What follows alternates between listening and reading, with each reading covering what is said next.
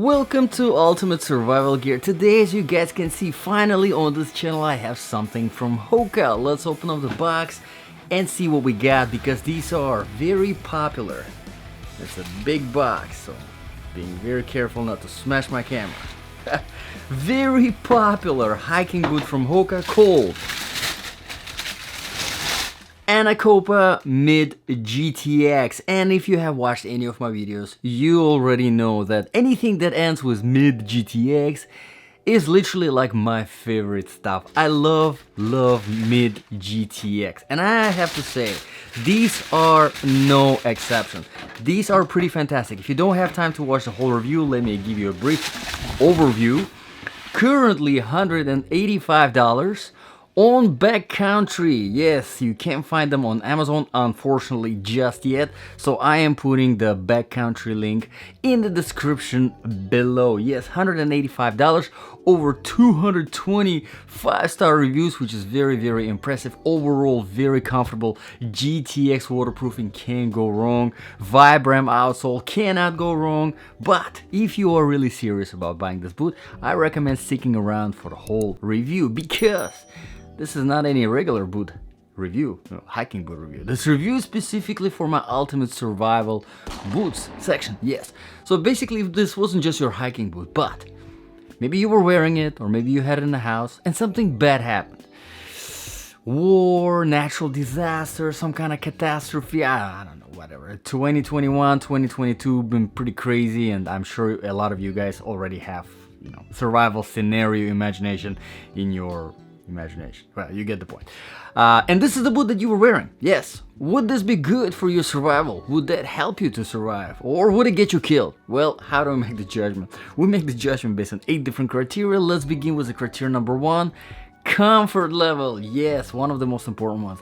And in order to test the comfort level of all the boots, all the shoes that I review on this channel, I do a 3-mile run non-stop, and then a 5-mile walk non-stop right after, 8 miles covered, and I continue wearing the boots or shoes for the rest of the day, so that the total wear time is 8 hours. And like I said, I love the comfort level of these boots. Now, there are a few factors that contribute or take away, for that matter, to the comfort level of this boot. And let's start with the first one, which is the weight. Now, this is size 10, and I have to say it is a little bit bulkier and a little bit on the heavier side than I expected. I would say about 18 ounce. Let's see if I'm anywhere close. Size 10. 15.5. Yeah, well, actually I overestimated, which is fantastic. I have to say this is a fantastic weight for a mid-size waterproof boot with as bulky of an outsole as this. 15.5 is very impressive. Now, to give you kind of a reference numbers, if you are looking for something that is on the lighter side, you want to try to find, you know, in obviously this mid-size boot category, you want to try to find something under 20 ounce. The more under 20 ounce is going to be, the lighter, obviously. Now, when you get past that 20 ounce, over 20 ounce, then you're getting that in the heavier, bulkier category. So 15.5 is very impressive for a mid-size waterproof boot. There's another thing that contributes or usually takes away from the comfort level, and it's the flexibility of the outsole. Here, as you can see, it's flexible enough so that it doesn't affect your comfort level. Creasing here, it doesn't affect your comfort level. So that definitely is a huge plus. But at the same time, it's not too flimsy where you are now compromising on your traction, which is excellent. Great job, Hoka, there. Let's move on to the inner sole. I'm gonna try to take it out and show it to you so that you see exactly how it looks. I have to say, I am very impressed with this inner sole. Really good inner sole. As you can see, very nicely defined heel bed, very nicely defined arch support, and overall this material, this cushioning, feels just fantastic. There's a little bit of extra in the heel, which is great. Absolutely, you know, if you get tired, you're putting a little bit more stress on your heel. The stress transfers to your ankles, from ankles to your knees. Obviously, with all that impact protection, you kind of are protected from that. So very good job there, Hoka. Moving on to the padding. As you can see, there's a little bit of a padding here in the tongue, a little bit of padding here in the shaft, and in the back here you have this very nice addition which is not typical that you see in other boots, but it definitely gives you a very nice support here for your Achilles heel, I guess that would be the part. And throughout the whole boot here, I mean, your toe box is very soft, which kind of compromises on the protection obviously, but it adds definitely to the comfort level. So on the comfort level, you will be surprised how nice they feel. The only thing that I would say that might affect your comfort level is the fitment, because they are a little bit more on the spacious side. As you can see, the toe box is kind of tall, so if you experience a little bit too much space here and it feels like your foot is wobbles around, even though it fits you just right, even if it's your size, it might just be the fitment issue, and in that case, yes, you might experience a little bit of a discomfort and not appreciate as much this boot for the things that it provides. So keep that in mind. But let's move on to the criteria number 2 now, proofing and protection. Now, proofing wise, this is GORE-TEX waterproofing, and if you are doing anything outdoors, and if you're hiking, backpacking, camping, climbing, mountaineering, whatever it is, snowboarding, whatever it is that you're doing outdoors, you know that GORE-TEX is the way to go whenever it comes to the waterproofing technology. Basically, it is this special membrane that is implemented into the fabric, which gives the fabric waterproofing qualities, but at the same time does not take away from the breathability and the lightness. All right, and in this case, it's the same thing. It works absolutely fantastic. Now, one thing I want to point out here is the gusseting of the tongue. Here, as you can see, the waterproofing goes all the way up to the gusseting of the tongue, which is fantastic, and the gusseting of the tongue goes all the way up to the maximum length of the shaft, which is again very smart. And stuff like this, when I see stuff like this, I look at the boots and I'm like, okay, these guys, they know exactly what they're doing, because this is the way it should be. Now, moving on to the protection, this is where things start a little bit on the lacking kind of side, because the toe box is super soft. I mean, you have no protection here. Don't drop anything heavy, on the rocky road. Be careful, don't smash your toe on anything, because it is super soft. You're gonna feel it. In the shaft, you don't have much protection either, because the padding is just, there's not a lot of padding. I mean, it's comfortable enough, but at the same time, Hoka designed this boot to be lightweight. So a little bit of, keep in mind, not much protection there. And the same thing from the heel. You kind of do have some reinforcement, but still, where you do have most of the protection is the outsole, and you probably see, the bulkiness of the outsole, but we will talk about the outsole later in the outsole section. But now let's move on to the criteria number 3, quality and the design features. Now, like I said in the beginning of this review, over 200 5-star reviews on Backcountry website, which is very impressive, because on Backcountry usually there's not as many reviews as on Amazon. So very impressive for these. Now, Hoka, I mean, it's a very popular brand, trusted brand amongst outdoors enthusiasts. So if you are watching this review, you're probably familiar with the brand, and you know that they know what they're doing. Okay, let's talk about the design features. Usually here I talk about the lacing system. Lacing system is actually here is very nice. I do like it quite a lot. Now, the strings themselves are thinner, which I'm not a fan of the thinner strings. I like a little bit, when there's a little bit of thickness to them, but they are round, which I do like. Now, there are 3 closed hooks here, kind of sewn into the fabric, again to save on the weight. There are 3 open hooks, and you see there's a pair that is a little bit of different from the ones that are at the top. This is where you set basically the tension for this part of the boot, and this is where you set the tension for this part. Now, very nice, very nice feature, which I have to say I haven't seen it on any other boot before. Well, I've seen it on Salomon where it locks in here. Yes, the strings do lock in place. On Salomon, I don't remember, it's quick locking or whatever, I don't remember. But what is really nice about this particular boot is that the string also locks into these, which is very nice. So it's very easy to set the tension just as perfect for yourself as you need it to be, because it locks in place. But let's move on to another very important criterion. Here is the criterion number 4, outsole, traction and stability. Now, you probably already see the Vibram. Yes, trusted outsole, very high quality of the rubber. Now the design obviously is provided by Hoka, and they did a really nice job here with this design. I have to say it's fantastic. Whenever I do my runs and my walks, I do it on a variety of different surfaces. I start with older asphalt, then I go to newer tarmac. There's dry sand, wet sand, dry grass, wet grass, rocky road, trail surface, marble tile, rubber, just a whole bunch of stuff. And because it's very nicely balanced, all right, as you can see, it's pretty flat, but at the same time, these grooves are super aggressive.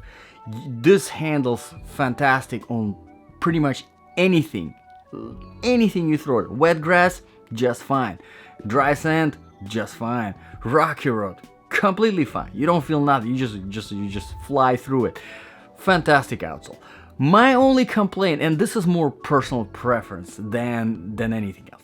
For you, it might be like, nah, it's no big deal to me. What I don't like is this foamy midsole whenever it comes out and becomes part of the outsole. Personally, I'm not a fan of that. Just because this material is very soft, it's slippery. So you do have this Vibram rubber out here compensating for this, but I mean, obviously there will be very rare situations where you're just using this part right here or just using this part. But if you are, keep in mind, this right here is not this right here, okay? Not just because the color is different, but because the material is completely different material. And this is not a very good outsole. This is fantastic outsole, not a very good outsole. Hope I'm able to make sense. Again, this is my personal preference, and because this is more of a survival boot review and just these little things, and that's why I do reviews, because I try to point out everything. Another thing that I personally, again, not a fan of in this outsole is this extra stuff right here, this bulkiness. I'm not a fan of. Now, I know people, I know some of you guys who are subscribed to this channel actually prefer this stuff because it gives kind of extra support, extra traction. I completely understand it. For me, not it's, and I actually showed it in the video where I'm wearing the boot. Comparison to my Salomon's X Ultra 3 GTX, you see it's the same exact size, but you see how much bulkier this appears compared to the same exact size Salomon, just because of literally this thing right here and the taller toe box. Again, personal preference, but something for you to keep in mind. All right, let's move on to the criteria number 5, temperature. I'm gonna be quick in this one. This is not a winter boot. They don't have any insulation. Can you get in some colder temperatures? Absolutely. Implement some good merino wool socks for yourself. You will be just fine. But yeah, probably around like 30 degrees. Yeah, it's a little bit freezing, but you know, you will be just fine. Not a big deal, and not for too long outdoors. But again, this is not a winter boot. You know, yes, it is waterproof. It's nicely gusseted, so if you're walking through snow, in certain situations, maybe, you know, if you're going from one point to another in the city. But if you're planning to do something in the winter outdoors, yeah, 3-season boot right here. But in the summer days, very nice, very breathable. Again, with the GORE-TEX waterproofing technology, it does not take pretty much anything away from the breathability. Okay, let's move on to the criteria number 6. Very quickly again, sizing. These are true to the size, but keep in mind, because the toe box is a little bit on the taller side, it does feel a little bit more spacious compared to, for example, something like La Sportiva or Salomon's, which are a little bit of a tighter toe box. Personally, I prefer a tighter fit, but if you prefer a little bit more spacious fit, you're actually gonna appreciate these quite a lot. Let's move on to the criteria number 7 now, balance of application. So, if this really was your ultimate survival boot, would this be good for your survival? I have to say, if this fits you perfectly and you like this and you don't mind this, you're really gonna like this boot. You're gonna fall in love with this boot because the comfort is there. I mean, the outdoors, hardcore outdoors, you know, hiking, backpacking pedigree is there. And you know, if you think of your survival situation as I do, where you know you're not sticking around in one spot for too long, you know, you're grabbing your essentials and you're just going through different terrains, avoiding the big cities, avoiding the whatever. You're out in the wilderness and you're having an adventure, right? You're having a blast. You're gonna appreciate this. This is gonna be your favorite boot. The only thing I would say is just the fitment, and see if you like this kind of outsole. Personally, I prefer a little bit less of the midsole, just a little bit less bulk, so that I'm kind of more maneuverable, more, you know, if I need to kind of do like some light scrambling, climbing, I can still do this. With this, it might be a little bit harder just because there is that bulk. But again, this is more of a personal preference. And the very last criterion here is criterion number 8. Price. $185, like I said, on Backcountry. One thing I wanted to kind of point out with Backcountry, sometimes they have some really awesome discounts. It's hard to predict them, but if you are, you know, if you don't want to spend $185 right off the bat, add them to wish list and just keep checking them, you know, every week, because you know how much money I saved just doing exactly that, adding it to the wish list and then kind of going, you know, checking on every week. And sometimes the product that is in your wish list, you see it's like there's a 20% discount or a 30% discount or a 40% discount. Yes, so yeah, Backcountry, they do have those pretty impressive discounts sometimes. But even at $185, yes, this is a little bit of a steep price tag, but you gotta keep in mind, GORE-TEX technology is pretty expensive. Vibram outsoles, pretty expensive. Overall, for a mid-sized boot, you know, if you compare this to same price, same kind of a design and idea and experience behind the brand, like Salomon, La Sportiva, they do run in the same price range.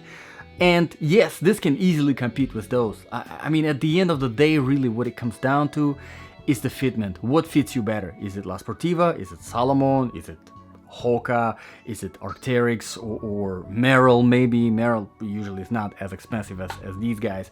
But fitment wise, you just have to find something that is perfect, that fits you. So let me know in the comments below, guys, what do you think about this boot? What do you think about this review? If you have any requests for reviews, drop them in the comments below and I will be happy to address them. Again, thank you for your time. Thank you for watching Ultimate Survival Gear. God bless you guys. I'll see you all in the next video.